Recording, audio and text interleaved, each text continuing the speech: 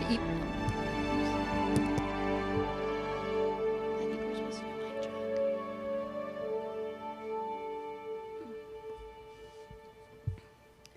Good evening, everyone, and welcome to the Robert J. Dole Institute of Politics here at the University of Kansas. My name is Sofia Herrera, and I'm currently a junior studying political science and Spanish, and I'm a member of the Dole Institute Student Advisory Board, the official student organization here at the Institute. Through the Student Advisory Board, I've had the opportunity to attend many programs with wonderful guests, with my favorite being journalist Bill Curtis. Additionally, last year I served as the social chair for the advisory board.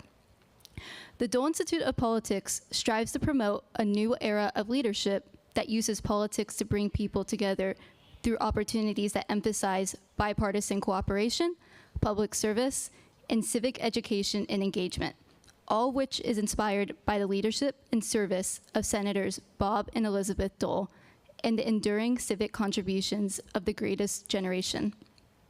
The Student Advisory Board is an integral part of this mission, providing members with experiential learning and job opportunities, access to financial assistance, and networking opportunities with special guests. If you are a student here at KU and would like to join the advisory board, please email us at dolesab@ku.edu or speak with a student worker after the program. Before we begin, there are a few reminders that I'd like to take a moment to share with all of you. Following tonight's program, a video recording will be available to stream on demand or on our YouTube channel, where you can access a full catalog of our past programming. A loop hearing system is available to use if you have a T-coil hearing aid. The Institute also has a limited number of listening devices. If you have questions about the loop system, or if at any time have difficulty hearing, please alert one of our staff members. Please also to take a moment to familiarize yourselves with the marked exits in the room. In the event of an emergency, please make your way to the nearest marked exit. Please follow the instructions of staff members and exit the building if necessary. Following tonight's interview, a limited number of audience questions will be answered. If you are a part of our virtual audience, you can submit questions via email at dolequestions@ku.edu. The Dole Institute aims to foster civil and respectful discussion around important and often difficult topics. Please phrase your question with this in mind. Finally, I'd like to remind you to please silence your cell phones or place them in Do Not Disturb mode. Now, please join me in welcoming Director Audrey Coleman.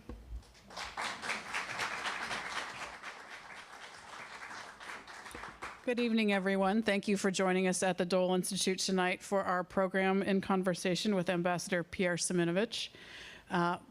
We're heading into the conclusion of our programming year. Before I turn it over to Dr. Gashi and the ambassador, I want to be sure and invite you back to the Dole Institute next Thursday at 6:30. We are going to be hosting our annual counselors program with our friends Pedro Aragongaray and Ed Duckers, two attorneys who will be presenting a mock trial debate-style conversation about should the Electoral College be abolished. You won't want to miss that one. Again, it starts at 6:30 special time, and we're going to be serving popcorn. It's going to be so much fun. Yeah, you just have to be there. Don't watch that one online. Just come. Without further ado, I mean, it's going to be great. But tonight, I'm very excited to have back with us our Dole Fellow, Chandram Gashi. Some of you may remember he was a fellow here at the Institute in spring of 2023. And in addition to being a distinguished guest of ours himself, he brought us scholar Palum Kamendi, former president of the Republic of Kosovo, Atefete Yayaga, and former president of the Constitutional Court of Kosovo, Dr. Enver Hassani.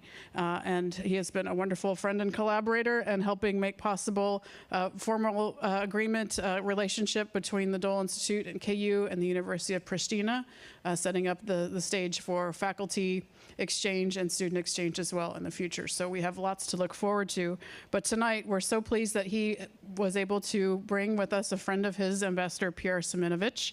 Ambassador Šimunović has held numerous positions in the Croatian government in fields of national security and defense, including Director of the Office of National Security, Defense, Secretary for Defense Policy, National Coordinator for NATO, and among others. Prior to serving as Croatia's ambassador to the U.S., he served as ambassador to Israel and deputy head of mission in Paris. He's been Croatia's ambassador to the U.S. since 2017, and prior to that was served as a journalist for BBC World News and in Croatia as well. And allow me to remind you and reintroduce our friend Cendram Gashi. Dr. Gashi is a mathematician and former diplomat, currently serving as a visiting professor at the University of Maryland in College Park. From 2016 to 2021, he was Kosovar's ambassador to France, in addition to managing Kosovar relations with Portugal, Andorra, and Monaco. As I mentioned, he was our 2023 Spring Dole Fellow, and again, join me in welcoming Dr. Cendram Gashi and Ambassador Pjer Šimunović.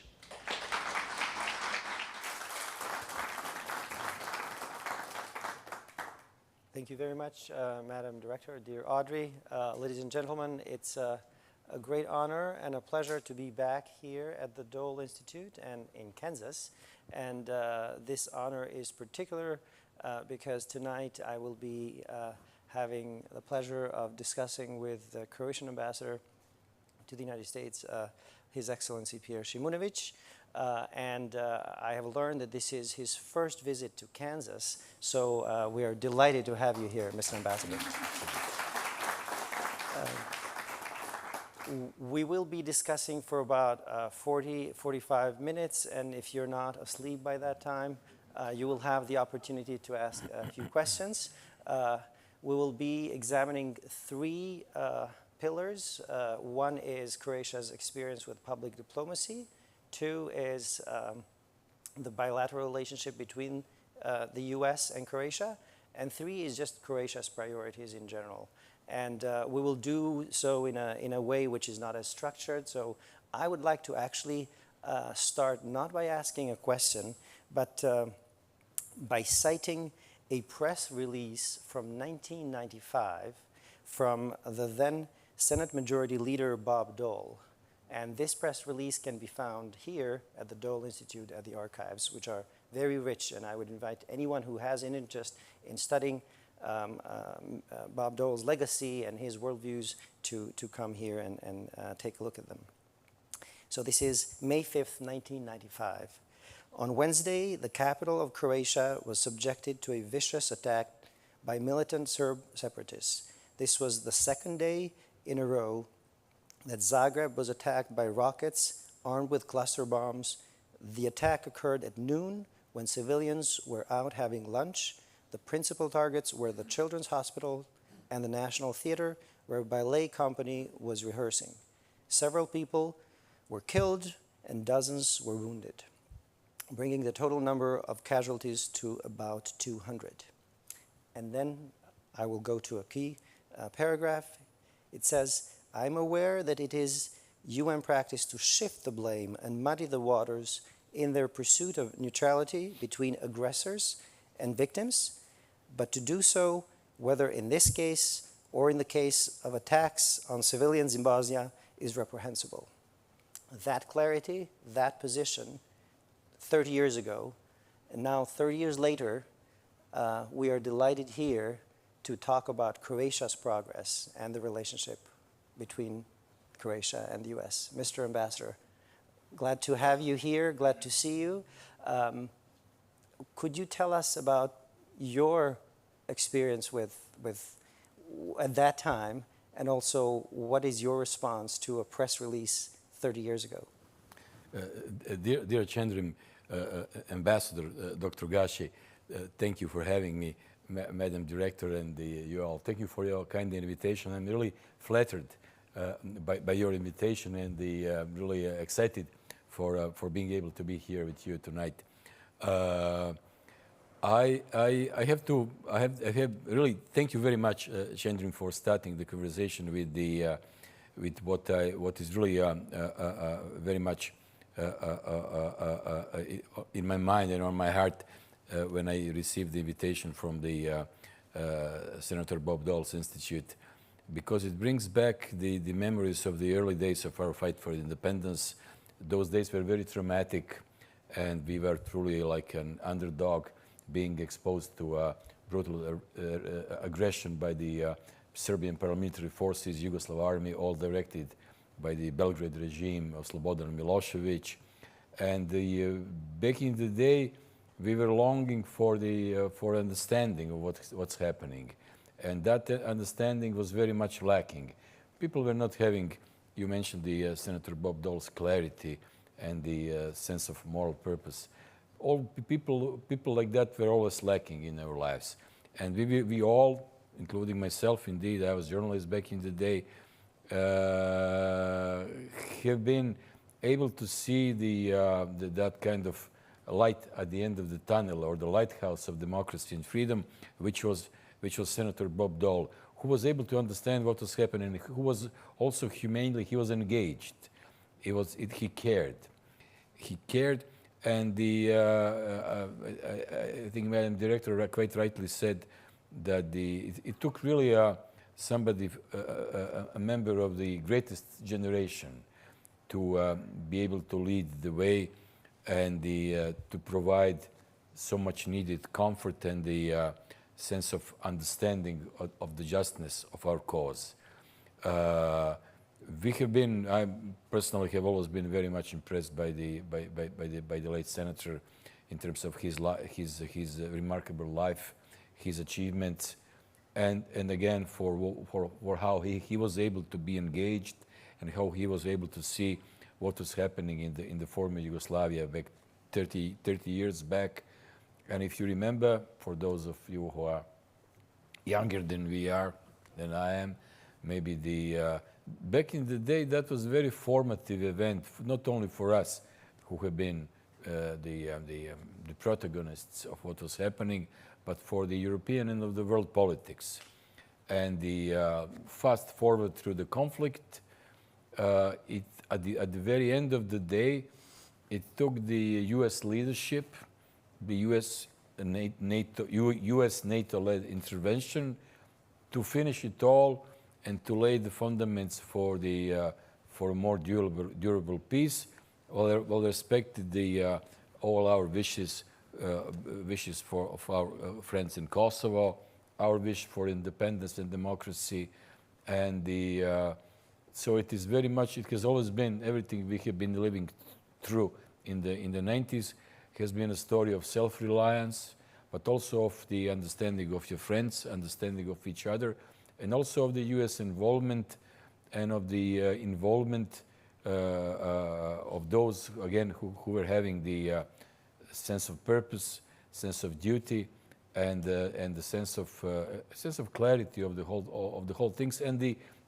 willingness to engage, not to just to sit and watch who will ultimately prevail in a kind of called realpolitik manner. And it was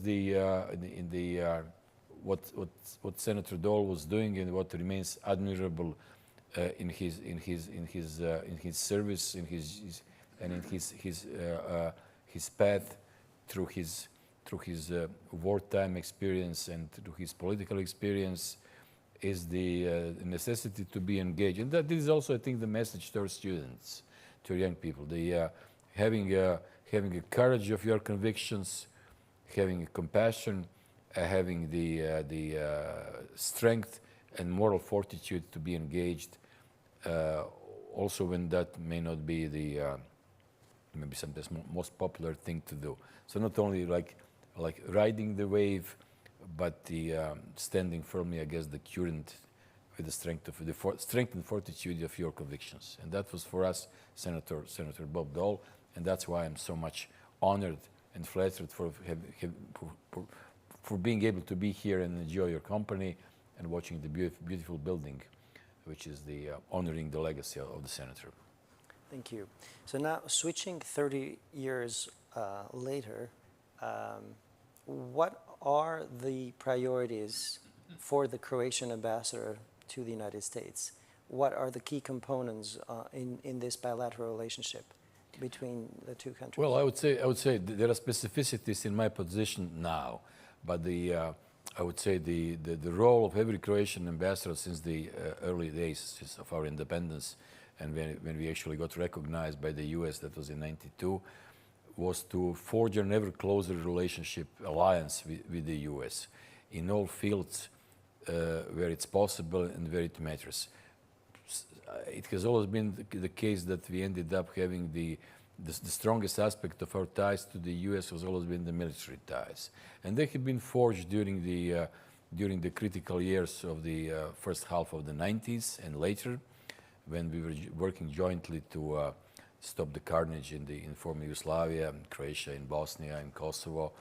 And later on, during our accession to NATO, when we were doing all the necessary measures enabling us to become a member and strongly supported by the US, including our contribution to NATO operations, particularly in Afghanistan, but in other places when we were standing shoulder to shoulder with our American allies, and then throughout all other aspects of the world against terror, and fast forward to what's happening now, standing firmly against the Russian aggression, protecting the allies, and doing everything what's necessary to bring peace and prosperity to Europe. So the forging alliance, that has been my principal task, and it comes through the cooperation in the military field, security field. Throughout my career, I was very much involved in exactly in these aspects of our relationship with the US, which are very much the defining aspect of our overall, in an overall context of our relationship with the US, but not exclusively. We are, for example, presently, we are very much engaged in forging an ever closer alliance when it comes to the energy field. We have, a few years back, we have established the receiving LNG terminal, and the US has become a major LNG exporting country.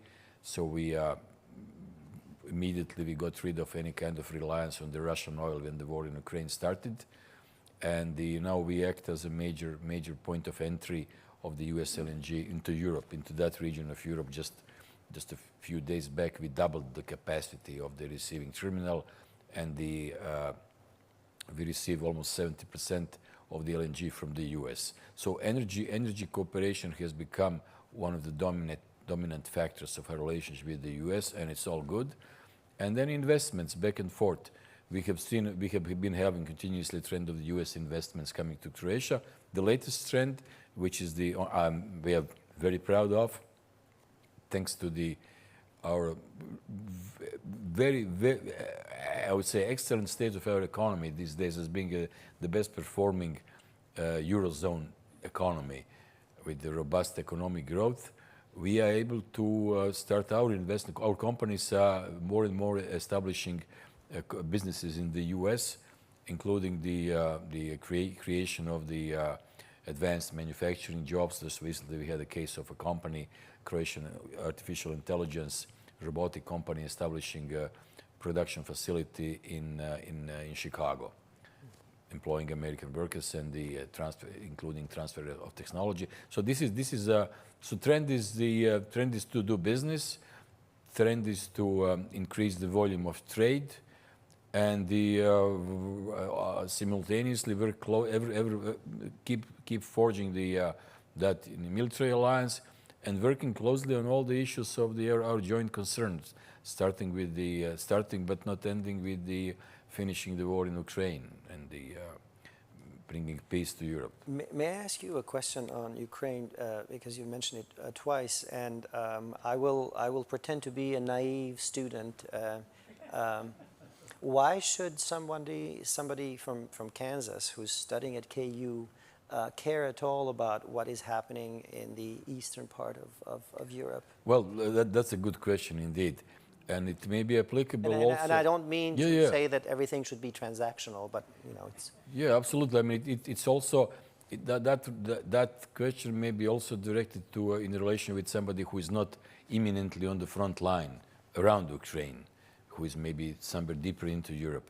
The trick is, and that history teaches us, that if you are not standing against aggression, if you are letting it fester, and if you let the aggressor win, and that has a tendency of emboldening not only that aggressor, but other aggressors, other potential or actual aggressors around the world, and that the costs of your involvement later on it becomes more complex, more costly, and more difficult, and coming too late in many aspects to saving many lives and preventing a lot of destruction. So the timely action to do what is necessary in order to stop aggression, to help aggression to be stopped, is by far the best course of action, and that is very much applicable in this case. In this case, it translates into supporting our Ukrainian friends with whatever they may need.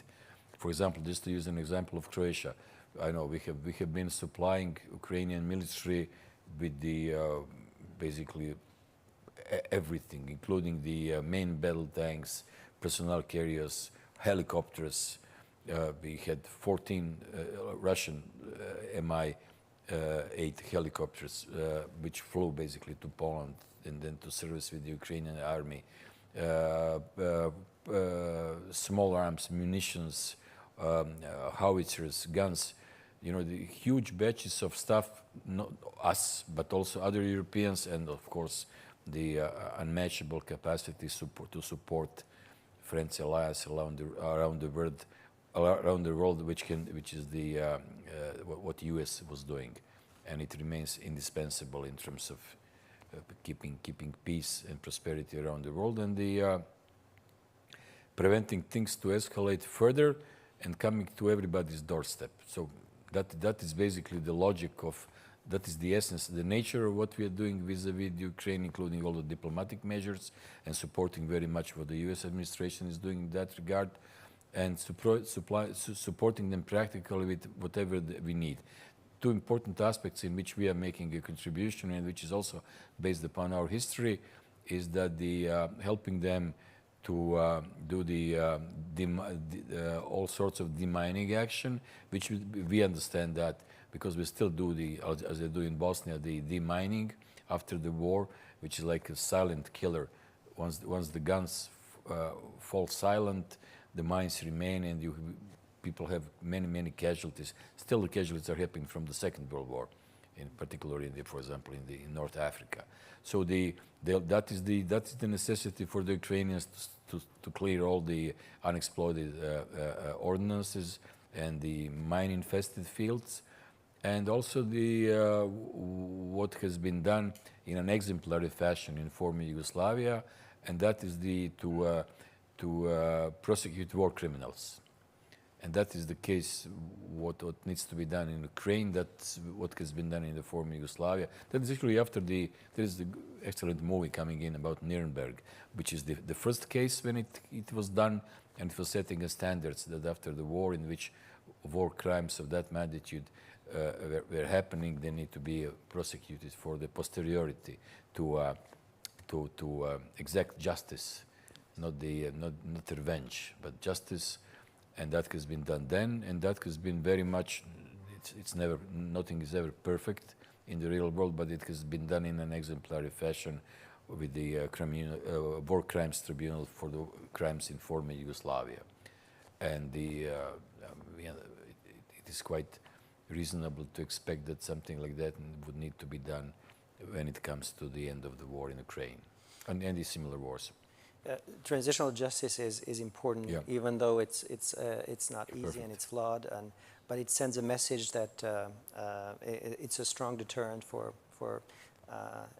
crimes to not be committed again. It took a while, but nevertheless, Croatia has managed to successfully leave behind that war-torn legacy. So much so that if you are a young person or not a young person today, when you think of Croatia, the first thing you think of is maybe Dubrovnik, maybe all the movies that were shot in there. And it is often the case that you visit a place and somebody says, oh yes, I'm planning a trip to Croatia. And so actually somebody in the audience is planning a trip to Croatia in a few weeks. So I'm assuming that tourism plays an important component in the bilateral relationship. I mean, happily for you, you don't have to do much, I'm assuming. right? Because True. right, because you yourself, because you know the news is out there. But do you still do something about tourism, or? True, that is the case. Okay, we do them. And yeah, we do as much as we can. The Croatian Tourism Board, you know, launches campaigns. But the truth is that there is an unmatchable value of people talking to each other and telling, oh, that was a good place, you can go as well, my friend. So that's how people go. And when we meet a lot of Americans, almost every American, they keep saying, oh, I've been there, I will be going. I heard that, you know, some of my friends have been going. I have to go. Many of the members of administration we meet saying, oh, I've been sailing around Croatia and so on and so forth. So this is surely a very nice way of introducing your country. And God bless the U.S. market for us. It is becoming an important market already for a number of years, and it's going through the roof, really. In New York, there is usually every year in January there is a big tourism fair, and I've been attending it regularly for the last 7-8 years. And at the beginning, Croatia had like one stand, two stands. Now the last one, last January, Croatia was the country partner. So basically, it was, I don't know, maybe 1/5 maybe of the whole big fair was Croatian stands. This hotel, this company, this city. So it's really amazing that the U.S. market has become such an important market for us.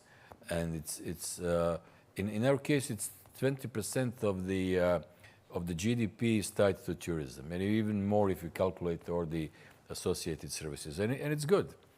There used to be the case of saying like, you know, it's not good to be over-reliant on a single industry, particularly if that industry is tourism. It's so volatile, it may go up and it may go down. But then, interestingly enough, the experience of pandemic. Okay, during pandemic there was not much tourism. But despite the pandemic, Croatia was able to have a decent tourism all those summers in the pandemic, where there was some kind of breathing space in the pandemic, and everything was more or less fine. And then the economic cycles and the circumstances demonstrated that the tourism is actually a very resilient industry, and it's not over-reliant upon some issues other industries are, like global supply chain, chips, or whatever may be missing in the global supply chain. Tourism operates with a different logic. So the fact that you may be a bit not over-reliant, but substantially reliant on tourism, ended up being a good thing on an industry which has a lot of potential. And in our case, it's a beautiful country, beautiful climate, and I would say, welcoming people, nice people. I don't know. I hope that's what we are. I can attest to that. Great people. So also the service needs to be right, and I would say the service is getting better and better, more professional. You have a lot of hotels. Some American Chase, Marriott has entered into the Croatian market, and the pricing is right. The pricing is right. It's but Croatia is a good country to live, and when it comes to costs of living, it's still I would say substantially lower than in some other places. Yes, indeed. So now I would like to gradually shift to your work here in the States. And you've mentioned already a trip to New York, and you have been to Minnesota many times because there's a sister state partnership with the National Guard. And I'm assuming you also visit the Croatian diaspora. Where is the Croatian diaspora spread or located in the U.S.? And it's spread all over the place. But let me say something about Minnesota. Minnesota reminds me very much. I have never been in Kansas, and nobody is perfect. I'm so sorry. This is the first time, and I love it. It reminds me a lot about Minnesota. It's like you will love it so much you will come back. I will come back. And this kind of Midwest mentality. Like in Minnesota, they call themselves Minnesota nice, when they truly are. And I think that the people in Kansas are also Kansas nice. There is something about Midwest, so I love it. And the Croatian diaspora is all over the place, including in Kansas, in Minnesota, in the Iron Range. Traditionally, the major concentration was in Pittsburgh, steelworks, and then Cleveland, Chicago, New York. And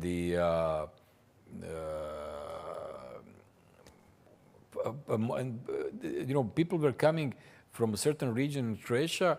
They were coming to the U.S. for something which is similar to what they were having back home. So if they were living along the coast, my family, for example, is from the islands. So they ended up in nice places like Biloxi, for example. My paternal side of my family is from an island off Split, Brač, and in Biloxi, most of them are from that island. I don't know how they ended up doing the being involved in shrimping industry. Now they're involved in everything else. That is Las Vegas on the Mississippi. And then on the other side, in Mississippi Delta, in one of the suburbs of New Orleans, it's the Belle Chase. And then you have also a large Croatian community. Both of those communities have a large, beautiful building, housing their center. They were doing oysters and shipbuilding. Also in the Seattle Bay and in California. California ended up doing the fishing industry, but also in Napa Valley. Some of the pioneers of the Napa Valley of the American wine industry actually are from Croatia, like Mike Grgić, who was a famous guy. There is a movie about him who actually won the first blind tasting with his Californian grown Chardonnay. And the French were not happy, but the rest is history. Now California is the. I shall not comment on that. He died recently. He was more than 100 years old. May I share something with the audience? Something that I learned today by speaking with the ambassador. There's this famous football team around here called the Chiefs, and it turns out that one of the stars, Travis Kelce, from his mother's side, he's actually Croatian. And this is something I didn't know. But if you think about it, this is not a big surprise because back in Europe, Croatia is a big powerhouse in football / soccer over there. So here they just changed, the type of sport, but it's still called the same. He's by some of those younger who doesn't know who he is. He's the boyfriend of Taylor Swift. Okay. Yes. We may know who she is, maybe. But so how much does this diaspora, I would like to ask, play a role in this bridging the relationship or helping deepen the cooperation between the two countries? Absolutely. I mean, just looking at it conceptually, it's an important. Maybe one of the most important. Okay, there are always interstate relationships, commercially, security-wise, politically, diplomatically, but this is really like an extremely robust bridge spanning the two sides of the Atlantic, as much as we are concerned, because by our count, we are a nation in Croatia of less than 4 million. We don't have a good natality these days, but it's less than 4 million, let's say. And by our account, more than 1 million, less than 4 million inhabitants in Croatia, not Croats all over the world. But when you look at the U.S., and by our account, the people of the Croatian descent, who feel one way or another being part of the Croatian experience, Croatian nation, only 1 million. So that's a lot for a country. Okay, we're not so numerous as the Irish or Italians or the Poles, but them being the bigger countries. But proportionally, that's a lot.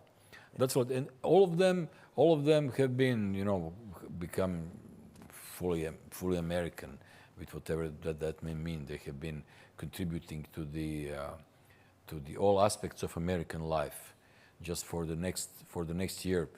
Joining the celebration of 250 years of the U.S., we are preparing a range of events celebrating the contribution of the Croatian Americans to America, starting with the military, thinking of Bob Dole, veterans and the people who have been Croatian Americans who have been winning the Medal of Honor. There is a Marine who won 2 of the Medal of Honors for the First World War, and other Medal of Honor recipients, generals, soldiers, through all the American wars they have been fighting for the U.S. And then scientists, business people, academics, artists, and again, as you mentioned, Chandrim, quite rightly, sports. For some unexplainable reason, we ended up being not the biggest of countries, not having the biggest of territory, not the biggest of population, but we are absolutely a sports superpower. Coming to soccer, which to my surprise was very present in the US. I always thought that when I was coming here as soccer, the Americans don't know much about it. Female soccer, I know that they're great. But it was, and then I realized step by step that, it's gaining traction. Even the Captain America, Pulisic, he's obviously of the Croatian descent.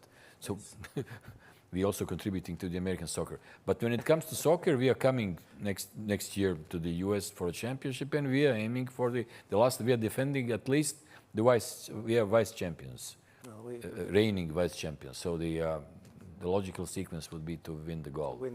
So that's what we are coming for in the US, and of course maybe here in the neighborhood the stadium will host us. Great. We wish you looking forward to that. We wish you luck in that. And I'd like to go back to the time when you arrived here in 2017 as an ambassador. And quite a few things have happened since. And I don't mean that just the political landscape and the elections and the changes, the pandemic. Has there been any constant in your public policy approach? When you were locked, like most people during the lockdown, has there been any constant? Has there been any change since? So in your public diplomacy approach? That is a very interesting question indeed, and I may go, if I may, a big further back. At the very beginning, like 30 years back, when we started after the fall of communism, disintegration of former Yugoslavia, our war of independence, the primary role of our political role was to advocate for our independence, advocate for our defense and liberation. So that was the political goal, and the public diplomacy followed very much that role in terms of advocating for the public support of our main goals, main objectives, which were those back in the day. And as that has been achieved, the logic of the public outreach changed, and over time it was like trying to present us as in the first place as a credible ally, because getting into NATO was our having achieved the independence, international recognition, defense, and liberation. The next goal was to get into NATO. Also, it was a set of values and interests shared among the allies, and this is what we did. So that was fashioning us out as a credible ally, and also for the European context, getting into the European Union. So that I would say this set of, in our case, revolutionary goals and the subsequent achievements was the main thing we were doing politically, diplomatically, practically, and also in terms of the public outreach. And then now we are at the stage in which we are trying to project an image, and the beauty of the country, the sports success is really helping us. We think that we have a genuine product. If you don't have a genuine, I'm a former journalist, but I'm not a PR expert. But as much as I can tell, if you don't have a genuine article, I mean, you can sell it maybe once, but nobody's going to buy it again. So basically, we think that we have a genuine product when it comes to the country in terms of its essence, in terms of its history, in terms of its people, in terms of its beauty. And also the trick is, and I think that we are doing it increasingly well, is in the field of economy. Like presenting the country as a good place to do business, as a good partner to do business with, and as a good country to which you can trade and in which you can invest, and also increasingly, and I'm so happy about that, particularly with my team here at the embassy, that we have an increasing number of Croatian companies wishing to establish themselves in the U.S., which is very much along the lines of what the economic objective of this country is, this stage of this administration is to bring back the good manufacturing jobs to the U.S. I mean, we are not, I would say, not Japan or Germany, but we are doing our share, and that is something new, and we are very proud of that. The companies we have in the IT field. So the new image is shifted from the country. At the beginning, it was first of all sending an image and gaining public and political attraction in the main centers of power. Washington is a quintessential center of power, right? And the gaining understanding and sympathy and support for us just to survive, just to exist. You're quite familiar with all these things. The Kosovo experience is we are mirror images of each other in that regard, and we are always be so fond and so proud of our cooperation and our friendship, which goes deep.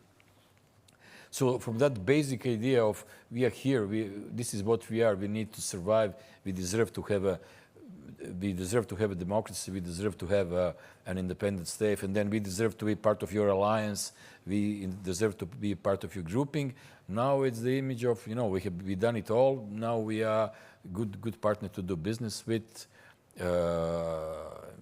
It's about sending a very positive and positive image, attractive image of the country. But we're very much helped by the genuine nature of our article. I would say I would put it this way, because you cannot cheat. Yes. You can cheat a little, but you cannot cheat a lot, really. People can check it out, and if they don't like it, that doesn't work. It is often thought that ambassadors, their duty is sort of to represent their countries, which of course it's part of the duty. But one often ignores the fact that one of their main tasks is to give context to both governments, countries, about what's going on in either capital. And in discussing with an ambassador, I shall not name him, he said it's difficult because people in my government think that they know already what's going on in DC because they see it on the news. And so how does one deal with that? Because you're serving in the most important capital of the world, where everyone probably has already an opinion, and yet you're there and you have to be the voice, not just their voice, but also to tell them what you think is going on. You're quite right. I think it's very annoying because when you are, of course, I think that I know, living in Washington, socializing with important people, observing what's happening, I think that I know everything, right? I'm wrong, of course, but I may be tempted to think that I know a lot, and then maybe sometimes coming home or in some other circumstances, you listen to people talking, and they know everything. Truly, that is. Sometimes you try to convince them that they don't, and they're not convinced. So you just listen to them and let them think their thing. So that has been my experience very much. But some of them they do listen. Some of them they do listen, and sometimes there is always a way of conveying important thoughts you have to the people who really matter when it comes to conducting your nation's policy. So I would say I'm happy in that regard.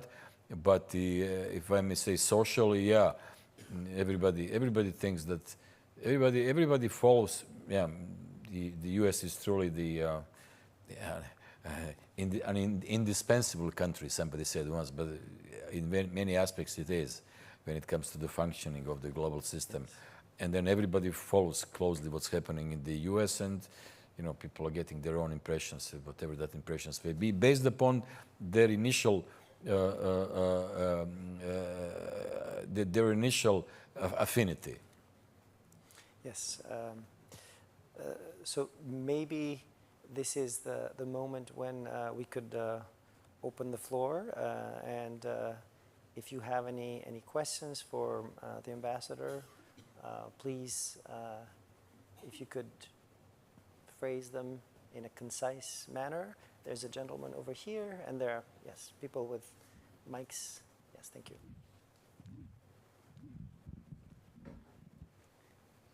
Yes, sir. I remember the Sarajevo Olympics, and once upon a time I actually test drove a Yugo. Oh, no.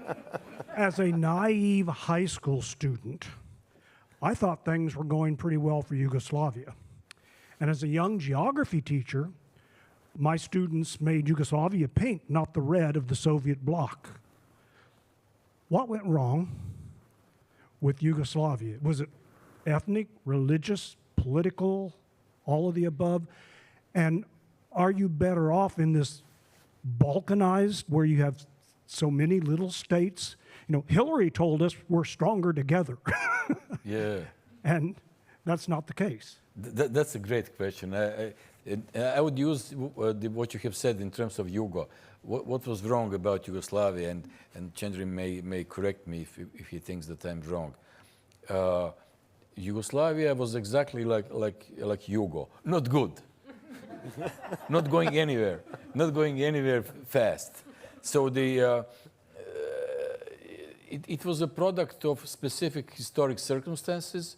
It actually basically started after the history started after the First World War as an idea of convenience, and it did not function well between the wars.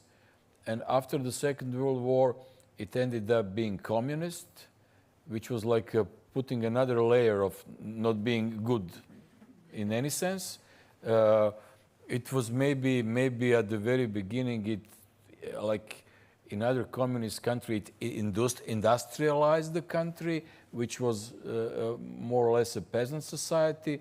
So in that regard, that is what happened. That is what's happening all over the place. But in a way, how it has been dealing with national aspirations. To begin with, the country was composed of totally different ethnicities, culturally, historically. Some of them have been some of them have not been even in a conflict before that they were put together, and that putting together was done under the Serbian domination. So that gave them the idea that is what they have, that they would be able to dominate all these nations. And then that was during the king, and during the first Yugoslavia, during the second Yugoslavia communist one, that was also infused with communism. But that idea of keeping that entity together by force has always been present, and the country was not living full to its economic potential, human potential. People were emigrating. There was a repression against dissidents. The repression against a particular nation has been particularly visible in the case of how the Kosovo Albanians have been repressed. So it was like it was slightly more liberal in terms of people were more allowed to. It was a tourist destination back in the day as well. So it was more back and forth. There was more openness towards the world. But mostly people were able to immigrate, and that was that came to the communists as a very handy way of relieving the pressure, like the pressure valve. You are not happy, leave. So that was what was happening. There was massive immigration. The country was not doing well economically. So when the communism started to totally prove itself of not being a meaningful way of organizing society, economically, technologically, politically, socially, in other communist countries in Europe, it started to fully disintegrate in the former Yugoslavia, and it could have been peaceful. It could have been peaceful like it was in the Czech Republic. Mind you, it could have been peaceful as it was under Gorbachev in the former Soviet Union. What we are seeing now with Putin is like a delayed effect of the fall of the Soviet Union. He wants to turn the clock back. Gorbachev was like a more realist, more democratic, if you wish, of letting other people go. Putin would try to turn the clock back. And unfortunately for us all in the former Yugoslavia, instead of doing it peacefully, you had a guy, Serbian leader Slobodan Milosevic, who wanted to put that as much as he can, as much as he was able to, as much as he could, to keep it under the Serbian domination. And in that attempt, they failed. Obviously, they failed. They failed in all war aims. They failed. We got everything what we wanted in terms of our internationally recognized borders. And are we better off? Well, we are immensely better off. I mean, we are all better off. You go to Pristina, I mean, I have not been for a while. My daughter, she's a visual arts professor, always tell me that there is such a vibrant visual arts scene in Pristina, and she likes to go there all the time. Croatia is presently from a country which was driving Yugos, which is, yeah, I remember driving some. You really tried to drive it. It's an unbelievable experience. I invite you all to try that. It's crazy. You wouldn't believe that this thing can work. Yeah. So that was very much the picture of the Yugoslav economy, functioning of that's embodied in Yugo. And then now you have a country which is like a member of NATO, member of the European Union, Croatia, and Slovenia is also doing well. We are the best performing Eurozone economy, infrastructure, industry. The country is richer than ever before. So the idea, it is not unnatural for the European states to be maybe smaller than most of the most of the U.S. federal states. But it's a reflection of our history. It's a reflection of our distinctiveness, and it's respect of all that. And this is the framework within which we can achieve security and prosperity. And also, all our countries. That is an interesting aspect. It's not that we just wish to have like a small totally countries autarkic. Not cooperative. The aim is also to join the European family of nations, which is the European Union, and the wider context, which is NATO. So yes, as our independent statehood, our independent democratic statehood, but not for the sake of just being alone in the world, but fusing it with our natural context, which is in the first place European, and then in our minds, and I think it's also, I'm speaking on your behalf. No problem at all. But I've been through my career very closely involved in many of the Kosovo politicians, but so I can speak on our behalf. This transatlantic idea. So the U.S. is a part of in our frame of mind. U.S. is somehow indispensable and the integral part of that the Euro-Atlantic civilization. Not in a way of wishing to drag the U.S. into our problems, but no, we have been always able to keep it a fair relationship. When the U.S. needed us, we were going in Afghanistan and the other places. So it was always very, very reciprocal. We have been playing our part, sharing our part of the burden. So to answer your questions briefly, yes, we are immensely better, all of us immensely better off, free, independent, cooperating with each other, and the whole of Europe is a immensely better place, more prosperous place than it was during the Cold War, when one half of it was communist. Yes. So yeah. Thank you. I think there's a question here. There's a mic. Hi, thank you. You mentioned tariffs and the desire to have more manufacturing jobs in the U.S. Could you walk through any of the negotiation process with the current administration on tariffs? I know it's the baseline, but just any context on that would be wonderful. Tariffs. Yeah, I mean, the European Union. European Union is a integration of many aspects of functioning of the states, including politics, increasingly also military affairs, political, social. Standardization, but very much also it's a trading bloc. So we contribute to our joint policy stance, but it's the European Commission which, on behalf of all the members, negotiates with the U.S. the tariff scheme. We have reached an agreement, and that agreement still needs to be further expanded and made more ambitious, which we would like to have. And this is happening. The scheme we have now enables us to function normally, but it can be better. And we detect willingness on both sides to make it even better than it is now, for moving towards having lesser tariffs and to having a free and transatlantic trading area.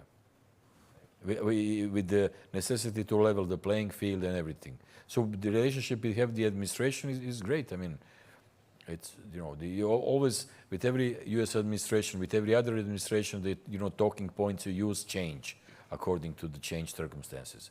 So you have to adjust. And for us all, the U.S. is, you know, it is the most important country in the world when it comes to the, engagement, when it comes to history, when it comes to economy, security, everything. For us, it's a major partner. Thank you. There's a question over there. Thank you for being here, Ambassador. You've been lucky to be an ambassador to democratic countries throughout all of your tenure, but most countries in the world are not fully democratic. And so I wonder what your perspective is on what the role of an ambassador and diplomat more generally is in autocratic or even fully dictatorship countries, how it's different from, you know, your role of promoting tourism and ties and stuff. That is a great question. I mean, on the second half of the question, let me just say that, yeah, we have an integral role in promoting everything our country does when it comes to its political positions, when it comes to political security interests, and also supporting businesses. Supporting businesses in any aspect we can, including what is for us the most important business, which is tourism. In terms of representing the country, yeah, I mean, the ambassador represents and presents and represents the country, and keeping in mind pursuing its interests. Its interests are not necessarily defined by me, but defined by the political masters back home, and the issue of being, well, for many democratic countries, we are lucky that we don't have basically representations in the worst dictatorships. You don't have, like, we don't do business with North Korea, that kind of countries. But in some countries which are, how would you call it, don't have a system we have, you adjust. You still can up to an extent. You have to respect the governments in place. If these governments are not embarking upon the genocide of their own people, or if these governments are not launching aggressions all over the place, if they are within a certain internationally agreed limits of behavior, you still can do business if that country is, and you still need to have. There was a famous motto of a British cell phone, I think it's Vodafone. It's good to talk. Well, you have to keep. Diplomacy is about. I think the legendary Israeli president Shimon Peres once said that he was talking to somebody who was against talking to negotiating with your enemies, and he said, "But with whom should you negotiate? With your friends? You are the same side. You have to negotiate with your enemies, with your opponents, with your competitors." And I would say the limit, of course, was the total insane dictatorship or the absolutely blatant aggressive behavior towards you or towards the community of nations. But with the countries which are not outright which are not outrightly into that sphere, you can still try to maybe, work with them, respecting their choices. We are not necessarily in the business of going around and telling people what to do. You either try to influence them one way or another, or do business with them, or simply step away. Yeah, and I'm assuming in those countries you wouldn't have this possibility of of having an open conversation with a foreign ambassador. I think we have time for one or two more questions. The gentleman over here, please.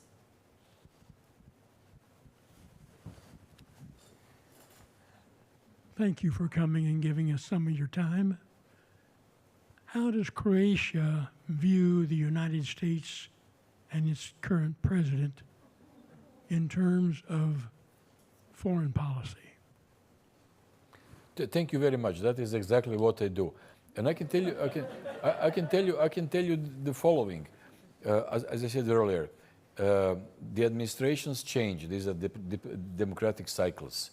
And each time you adjust the talking points, adjust your attitude, accordingly pursuing your interests. So what we have seen a change, obviously. There is a change of talking points, there is a change of emphasis. But in terms of maybe most of our countries represented in Europe through the European Union, and us specifically, if you wish, we are having a great relationship with the administration when it comes to finding many fields of common interest in which our interests have been the same, they remain the same, like the international security, security in Europe, when it comes to promoting businesses. Maybe with the present administration, the emphasis is more on businesses, on opening up perspectives for investments, for trade, and this is a healthy. We find it's a healthy attitude. That to be concrete, we find a lot of concrete steps in this administration, concrete interests, and we see a high degree of accessibility of the high officials. We have an excellent, the interpersonal relationship, exchanges, consultations, and in our view, and what we are seeing in the world, it's still U.S. is simply an indispensable country, and there is a shift on how the U.S. does it, but in terms of whether it does it or not, I would say it does it. It does it very efficiently. We have been discussing that earlier. There was a beginning of a major war with India and Pakistan. These are nuclear armed powers. So, and the U.S. was instrumental in stopping that, negotiating the end of that conflict. We see in the Middle East the President Trump's initiative, which is bringing results. I mean, it seems that this is maybe the historic opportunity to end conflicts in the Middle East.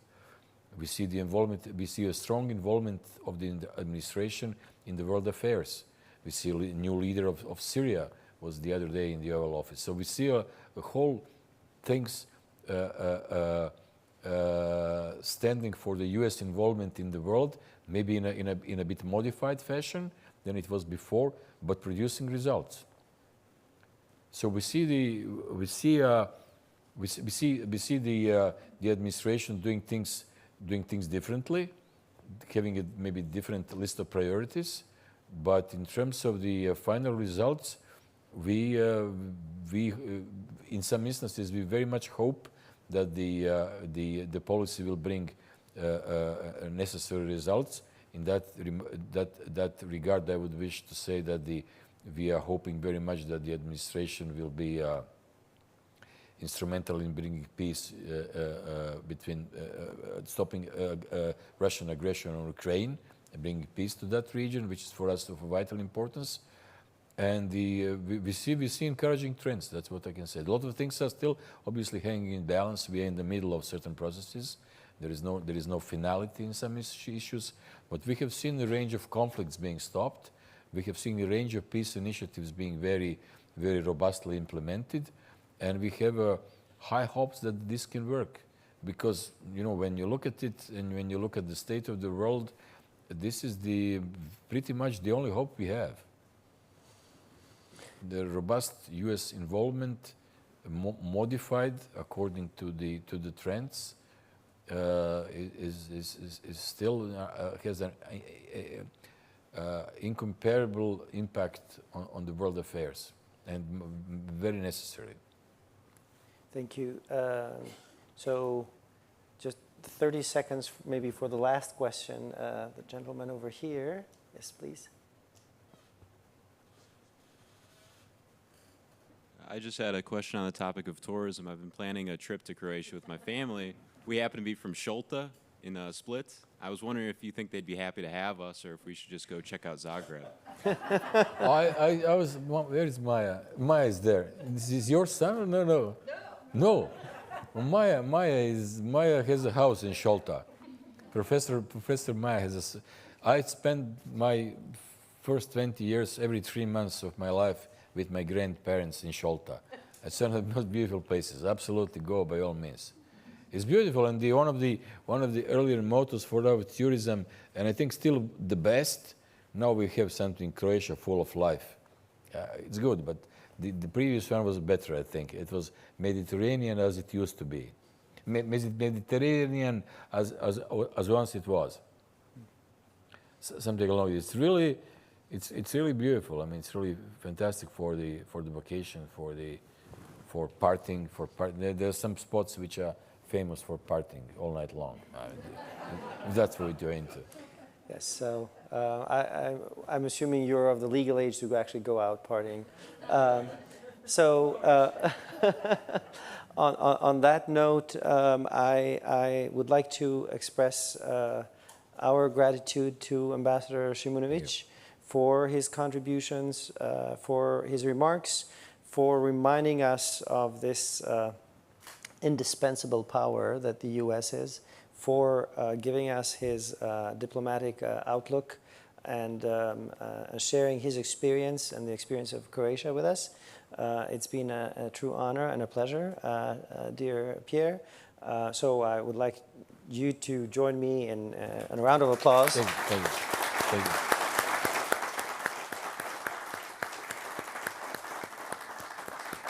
And as always, thanks to Audrey, to the Dole Institute, and we're so happy to be in Kansas that I'm sure this is not going to be your last time. No. So Sure. Thank you, everyone. Thank you very much for having me. Thank you, and see you in Croatia. Thank you. Thank you. Thank you. It was good. Thank you. It was standing.